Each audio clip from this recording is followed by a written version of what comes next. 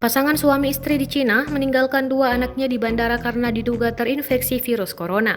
Seperti yang dilansir dari Daily Mail, satu dari anak tersebut terdeteksi memiliki suhu badan yang tinggi. Anak itu kemudian dilarang terbang oleh pihak bandara. Dikabarkan, orang tua kedua anak tersebut meninggalkan dua anaknya di gerbang keberangkatan. Ditinggalnya dua anak tersebut membuat petugas bandara dan penumpang lain kaget.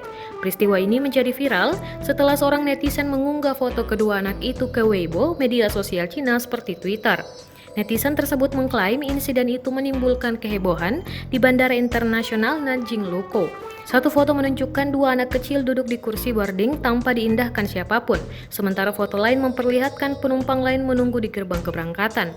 Peristiwa itu terjadi pada Rabu 22 Januari 2020 malam di Bandara Internasional Nanjing Lukou.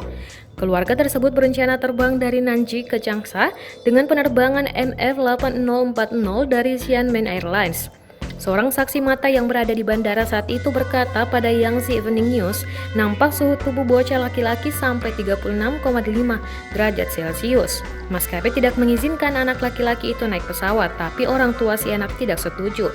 Dikabarkan pasangan itu sempat memblokir gerbang keberangkatan dengan memaksa pekerja bandara untuk mengizinkan anaknya masuk. Keributan itu berlangsung setidaknya selama 2 jam. Polisi kemudian datang dan memediasi orang tua dan maskapai penerbangan. Petugas hanya mengizinkan ayah dan ibu masuk ke pesawat, sedangkan dua anaknya ditinggal di bandara, ucap seorang penumpang. Namun, otoritas bandara kemudian mengatakan pada wartawan bahwa anak itu akhirnya diizinkan terbang dengan pengaturan tempat duduk khusus. Beberapa penumpang menyatakan kekhawatirannya karena berada dalam satu pesawat dengan anak yang sakit.